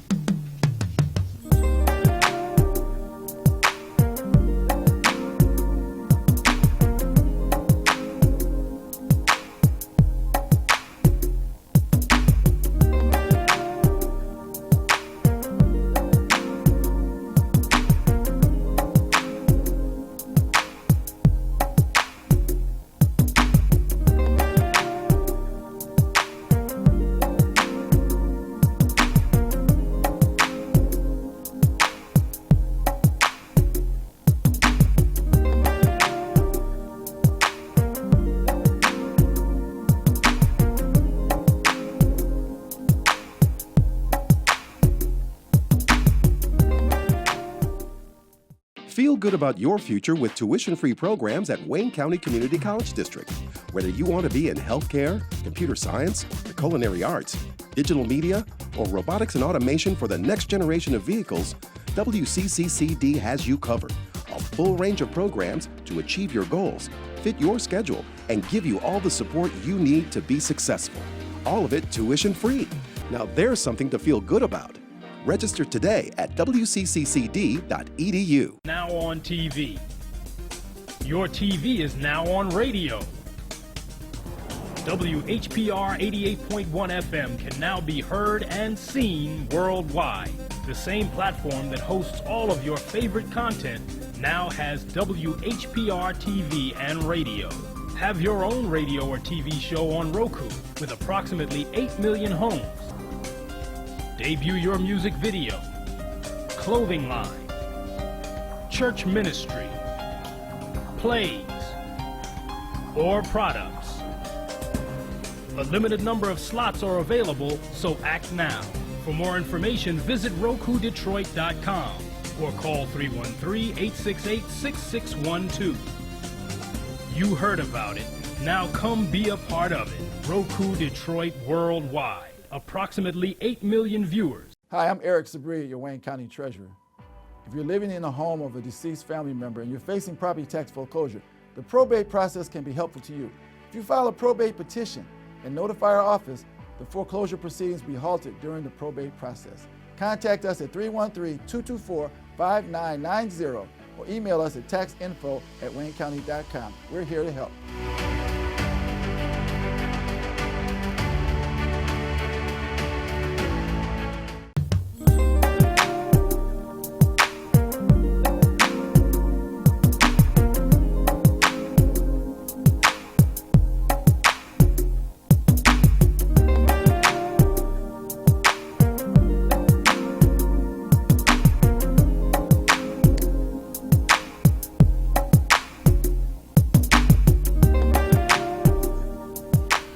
And welcome to our last half an hour of Truth to Power today with my special guest, State Representative Brenda Carter, and her husband, Councilman Randy Tate. I'm sorry, I want to say Randy Tate.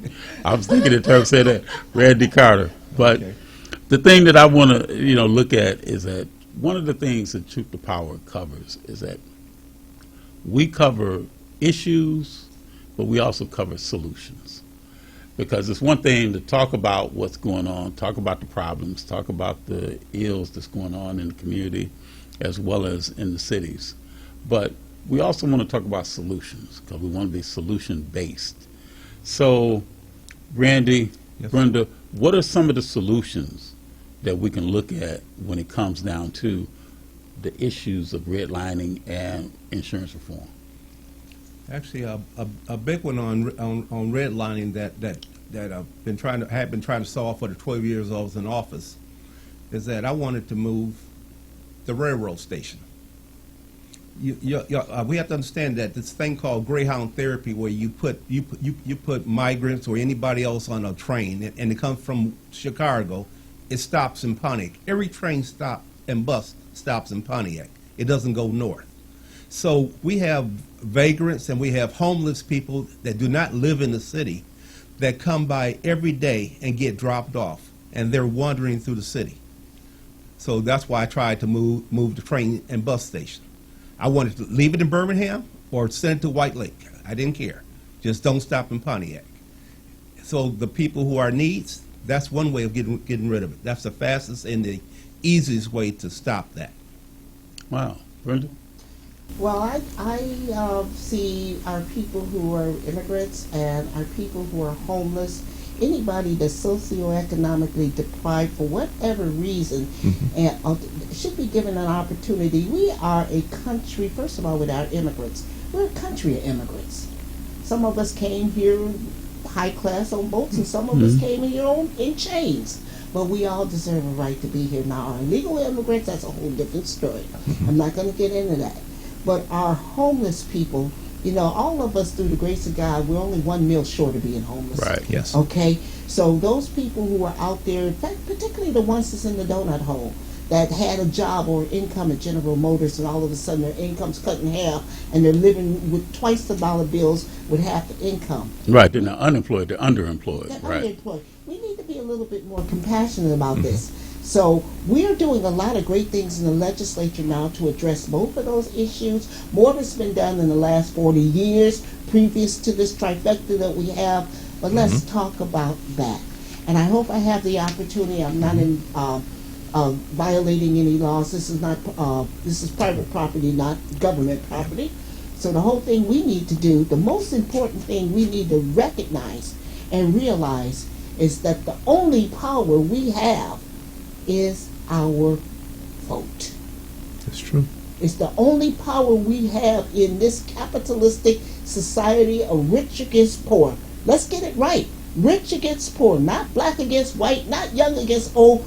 The haves and the have-nots. And it's more have-nots than it is haves. Okay? So when we go to if we go, and we should go, everybody that's hearing my voice right now, in my opinion, must go to the polls in November to vote.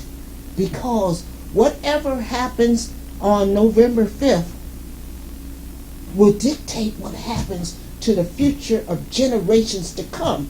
And if we sit back because we're used to sitting back and saying, well, I didn't get this and I didn't get that and so didn't do this for me or they didn't get enough. Or my so vote didn't count. My vote didn't count or I Or don't. doesn't count, right. Oh yeah, I don't like this person or I don't like that person. So I am going to stay home. Then we shouldn't say nothing about true. anybody that's sitting in office today. Because what's going on in Pontiac right now, the people made it happen. The people, they voted. And the ones that didn't vote, they voted. Okay? So we're looking at November 5th right now. And it's not about making history. It really isn't. It's about having the most qualified person in the job. The most qualified person. Now that's what we need to think about it over. That's how we change things, Darwin. This is how we're going to change things. You watched it with the trifecta. You watched it with the Michigan Democratic Party. Nobody's perfect, but my God, we free and reduced lunch, early childhood education, all the things we're doing in our schools, teacher contracts honored, instructional workers, all of these things, gun violence. Come on, people. Maybe we can't walk on water. Only one entity I know in my lifetime walked on water, and all the rest of us fell short. But look at what we've done. And if you like any of what we've done, get out to vote. I'm not telling you who to vote for. I'm just telling you, please do not sit home. This is not the election to sit home and talk about and complain. As Michelle Obama said, this is not the complaining time. Please, people, listen. Just do something. Well, and I need to digress for a minute because I need to kind of, since I got both of you that represent the city of Pontiac, somebody wanted me to ask you the question, Arts Beats and Eats. And Arts Beats and Eats, I went to the first one, got a chance to see Kim perform in the Phoenix Center, up there in Pontiac area. And Arts Beats and Eats was there for many years. And I'm not sure, Randy, if when Arts Beats and Eats left, when you were on council. But I'd like you to speak to the fact that here, Arts Beats and Eats now is in Royal Oak. Why did it leave Pontiac? Because I thought it was phenomenal up in Pontiac. And it was. It was. Pontiac is in depthness. Arts Beats and Eats wasn't free. The city of Pontiac paid for Arts Beats and Eats, and we paid for the one or two promoters that was through contract that we was forced to pay. We had to pay for police and also for ambulance service for everybody, but it only afforded a few businesses. A few businesses within maybe a 1 block area actually benefit. No one else did. Everybody else was blocked off or just not accessible. Even the Phoenix with 2,800 parking places, we were not using the 2,800 parking places that could actually, even now, would save the city. We're going to demo it, but think about it, 2,800 parking places. I want $1 per 8 hours. But that's why Arts Beats and Eats left, because the taxpayers paid for it, and the rest of the city didn't benefit. And see, I'm not indigenous to Pontiac. I am to Detroit, and I don't know all the ramifications that's been happening from Boulevard all the way down to the riverfront. Okay, but I can speak on the socioeconomic conditions in Pontiac. What we want to do is make Pontiac an independent city, not a dependent city on any other source other than its own residents. But what happens is when you have economic choices or resources coming to your city and you don't get it to the people that need it, Correct. then you have these type of disparities. When Arts Beats and Eats was in Pontiac, and like I said, I got there in 1998, I really did enjoy going right downtown. It was no disrespect to Royal Oak, okay? But it was so much better in Pontiac because it was more spacious and it was just good. But we just had to develop a system, and you've heard me use that word again, an economic system that benefited the community. Exactly. Benefited the community. Right now, Senator Jeremy Moss and I got $50 million to bring Oakland County's seat to the Phoenix Towers in downtown Pontiac. One of the contingencies of bringing that money to Oakland County was for County Executive Dave Coulter to ensure that the indigenous people of Pontiac had a piece of that pie. You know, because once you matriculate it out into the communities, the restaurants, there's literally no black businesses in Pontiac. I'm working right now to bring the Elam Brothers, which is one of the longest serving black restaurants in Pontiac, downtown where Four Brothers used to be. And ironically enough, there are some white people in Pontiac that is really deeply concerned about the gentrification that's happening to Pontiac, and they want to reverse it. So it's hope. I see hope. I see opportunities. I see things. And we had a town hall over at the Bowen Center just recently where County Executive Dave Coulter did address the people of Pontiac and saying, what do we need to do from a county perspective to include you in the development of bringing the county seat back to where it should have been in the first place, downtown Pontiac. So we're watching this very carefully, Darwin, to make sure that when any dollars come into District 53, which is mine, Pontiac, that the people of Pontiac get a piece of that pie as well. And this should be replicated in every other city where they have immense poverty. I don't know what's happening in Detroit, whether the Detroiters are, and you can speak on that, Howard, are the people in Detroit part of the economic development that's been happening in Detroit? Well, and that's the thing, because it's just like here, we used to have the State Fair. Now the State Fair is at the Suburban Showcase, you know, out in Novi. You know, this weekend, you know, as you know, Labor Day is coming up next Monday, and there's a lot of fairs, there's a lot of festivals. The Jazz Fair Festival is going to be going on downtown Detroit. You know, we do a lot in Hart Plaza. But at the same time, too, like the Michigan State Fairgrounds, you know, and that property now is being redeveloped, you know, where there's a bus terminal now that's there in the, you know, in the fairgrounds. And where the Joe Dumars, where the rec center was at, that's another area that they're going, and they're redefining that area. So that's where the, pretty much like the hub of the bus terminal will pretty much like be at. Magic Johnson was trying to look at doing some housing and some development of the Michigan State Fairgrounds, you know, that property as well. And there was talk at one point about having a dog racing track there. But because of the proximity of where the Michigan State Fairgrounds to the residents that live, like in the Palmerwood, Sherwood Forest, you know, Green Acres, in that area, that they weren't really wanting to have dog racing there. So now the thing is just like here, they're looking at the Q line, and will the Q line go up and also go into Oakland County, you know, or in parts of, you know, in terms of going up Woodward. So there's a lot of economic development that's looking at, you know, but one of the things that they're trying to do too is like the Joe Louis, the Beltway, you know, to go from southwest Detroit on up into Collin Park. So there's so much when they're looking at the development of the city of Detroit. But the thing that I'm questioning about sometimes is what is the link and trying to bring Wayne County with Oakland County and with Macomb County.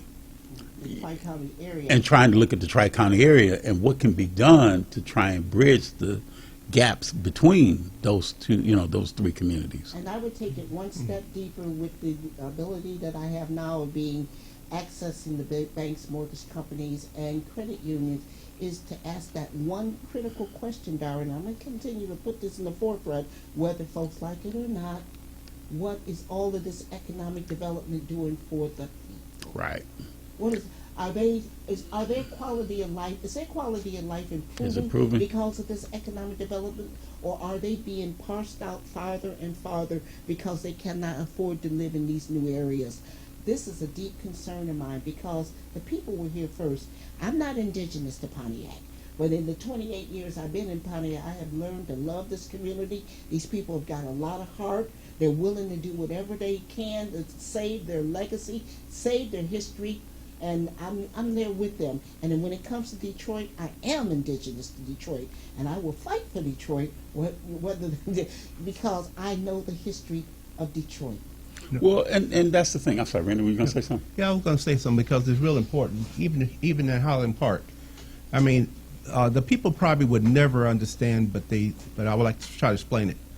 When Henry Ford made the water department for Highland Park, that was the best and finest water outside of Detroit, and Detroit needed to buy into it.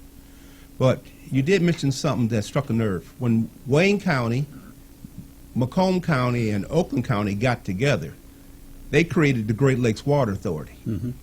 The people in Detroit and the people in Pontiac and the other 120 communities built their own water systems with their own tax money. Now, when you say the word authority, you give somebody the ability to tax you for revenue and put it against your own property, could take your property for not paying your water bill. But at the same time, that taxing authority got the power to lay bonds up on Detroit and Wayne County for things that the people don't even have to vote on anymore. They just outright do it. It's a capitalistic system, and the people should know that it was a gag order that came out between the three counties getting together and taking them. But see, Randy, when you're struggling to feed your families, Right. when you're living in trauma, when you suffer from post-traumatic stress disorder because of the socioeconomic conditions you're forced to Yes. live under, then you don't go into the Great Lakes Water Authority. I tried to do that, remember, and I was blocked. I understand. Only certain people can get to the table.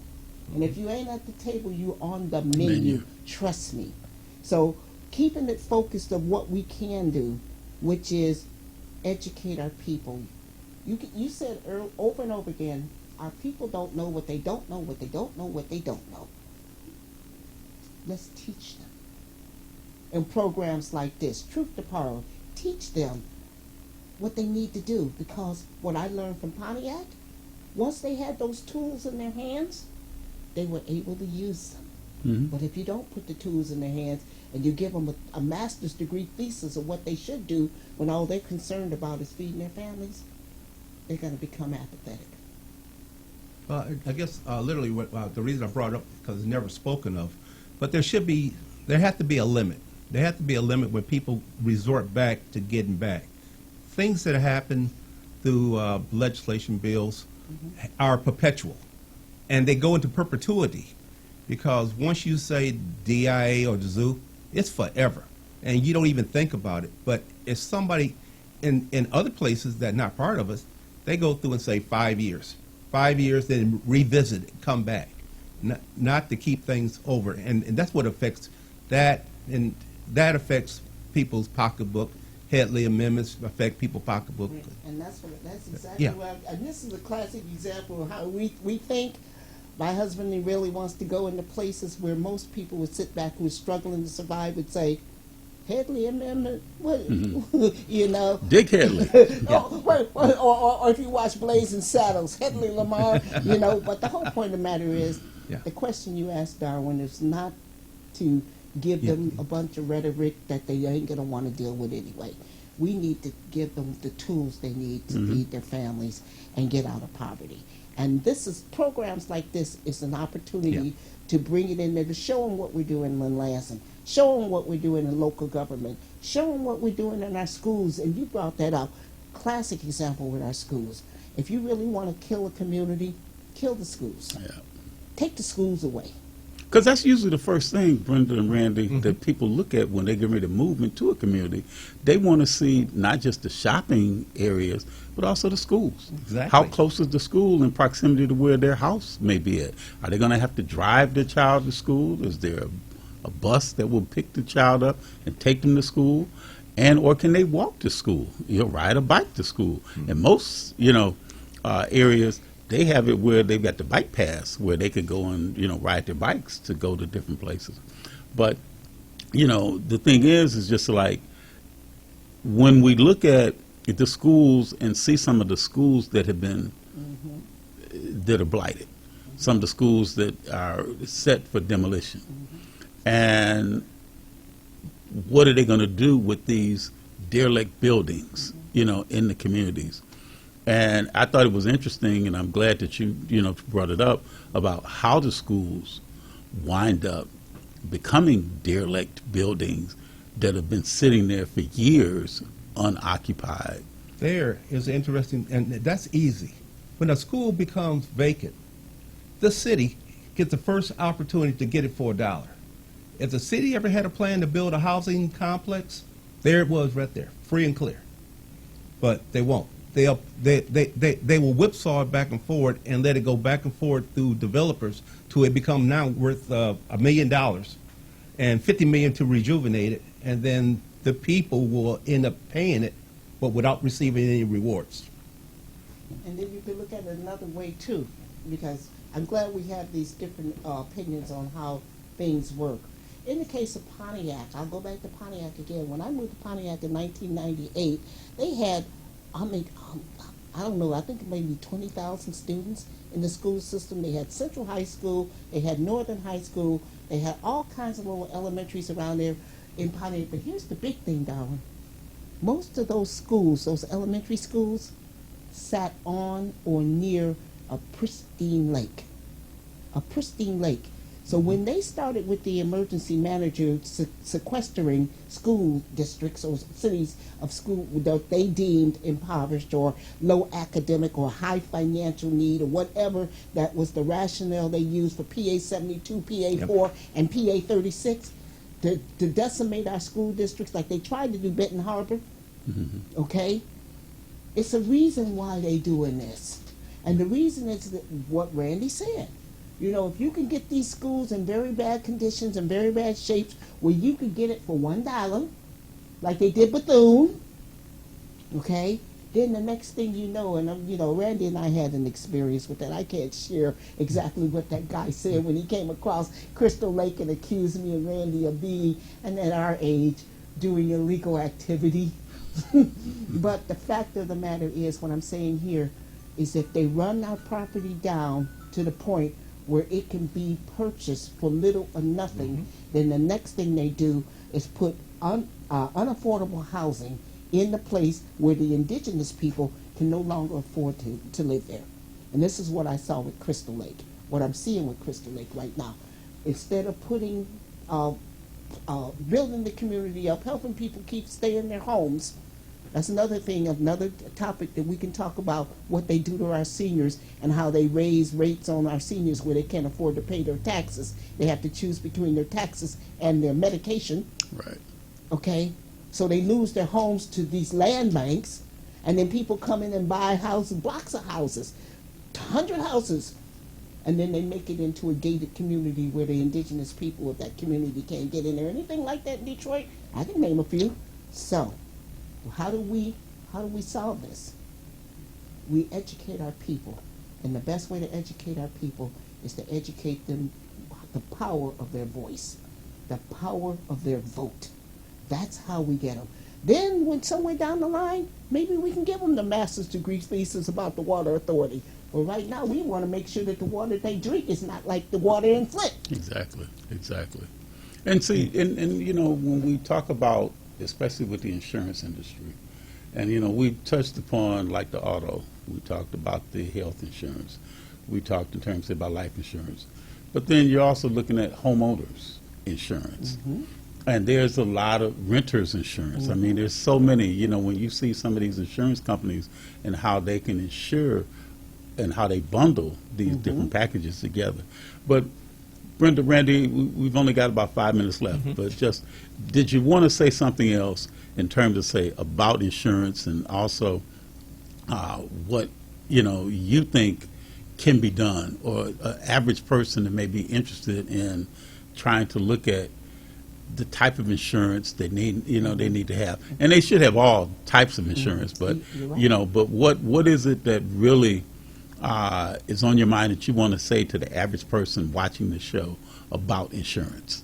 Darwin, I think we covered a lot of areas to differentiate the different types of insurance, with all of them being equally as important to each other. Property and casualty insurance, which our homeowners insurance fall up under, which our auto insurance falls up under, health insurance, life insurance. All of these insurances are very, very important. But the biggest thing to do is to reach out to the people who can help you understand this. And I'm doing a tour right now of going to various cities, and you could reach me at 517-373-2577. That's 517-373-2577. And let me know if your community wants me to come to you and break this down to you. Not only what the different insurances are, I can have representatives from these different insurers there to explain to you what is they offer, the products they offer. And the good thing about what we're doing right now, Darwin, is that we're regulating it heavier than we ever. We're mitigating insurance fraud. We're doing everything to stop some of the predatory practices that's gone on for the last 40 years. So once again, I want to give my number out to everybody that's watching this show. If you're having an issue with insurance, please call my office, 517-373-2577. If you have a town hall where you want me to come and speak to people, depending on my schedule, because it's going to be kind of rough for the next couple of months, but I will try my best to get there, or I will have a representative come there to explain to you the different types of insurances and things that you can do to protect yourself. It's not about promoting the insurance industry. It's about promoting and giving you the resources you need to protect yourself. You know, Darwin, and it's interesting because everybody had power failures just this week. And there's a one thing that people with renters insurance, it's a one and done, and homeowner, one and done. You can only claim one time in your life. If your power go out and you lose your food, people are usually $100 away from being bankrupt. All of a sudden, you lose your food. You can call your insurance up, $500 deductible if you renter. Now, you pay the $500, but you might not ever have $500 worth of food, but it's a one and done deal. You can never file it again. Homeowners, $1,000 if the power go out, because you only have it once, and if the power doesn't come back on, what you just did was for naught. So people can now be put in a hole by getting money to pay this up front and can't ever recover and might not ever make enough back to make it back over a couple of years. Well, thank you, Randy. On that note, we will wrap this segment up. We are very, very pleased to have had Councilman Randy Carter, State Representative of the 53rd District, Brenda Carter, and her lovely sister. Give your sister's name again. Amelia Barbara. And where is she from again? Yuma, Arizona. Yuma, Arizona. Where a tree is very important. Well, that tree is very important there. Again, thank you to Watkins Broadcasting. Thank you to Tim Smith. I'm your host, Darwin Griffin, and we hope that you've got a lot of information from this show today. Thank you, and have a great, great Labor Day weekend.